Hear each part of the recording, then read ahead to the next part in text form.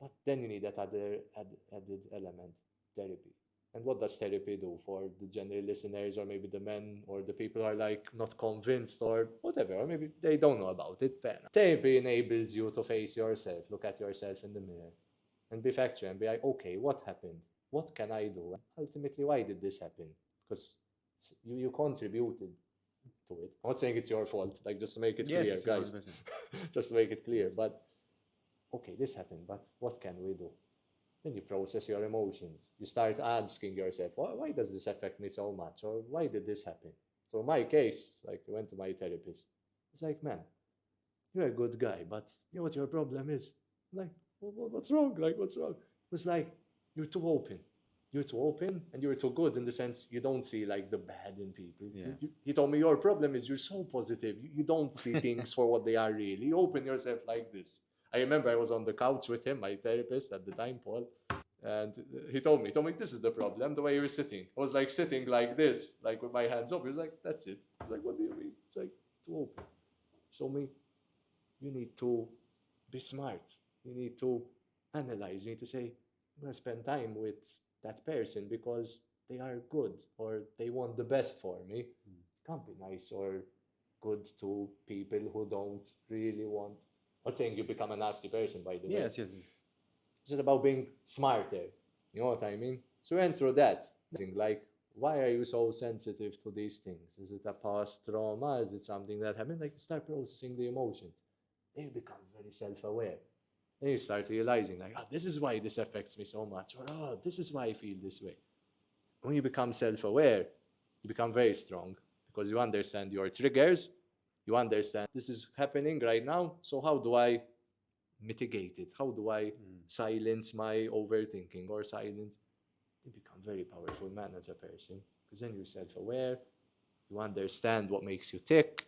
You understand the strengths and even those weaknesses which before you wouldn't understand. Like, this happens to me. Why does it affect me so much? And other people are like, you understand yourself. That's why therapy is so powerful, man. So yes, okay, I had to wait until I was in the gutter to go like Yes. many people, and it's fine. But that's how we learn, man. And if I may ask, Yeah. what are the, let's say, the Yeah. red flags that you see in people that this person is not a good person, let's say, for simplicity? Red flags. Okay, red flags. Red flags. I think it's in the way. Okay, so this is a good one. I think. Look at how they treat others, especially those that are closest to them. So, for example, let's say you have a. I'm going to use a generic example. Let's say you have a partner, and your partner belittles or degrades their mom or their father, even if they're having a dispute. If it happens once, I'm not saying it happens once. Oh God, this person is a terrible person. No, but it happens on the regular. Like this person is treating this person like this, who they're supposed to be close to or are close to, right?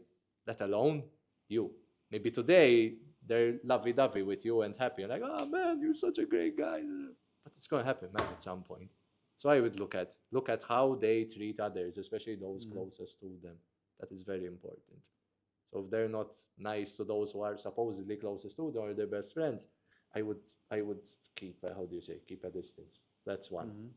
What else? Red flags.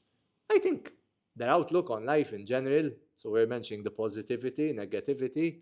I don't think there's any space for negativity if you want to grow as a person. Now, I'm not saying, just to make this clear, I'm not saying people can be like, oh, today was such a hard day, man. That's okay. What I mean by negativity is that every single day you complain about the same things, about the same outcomes, and you're doing absolutely nothing 100% to change it.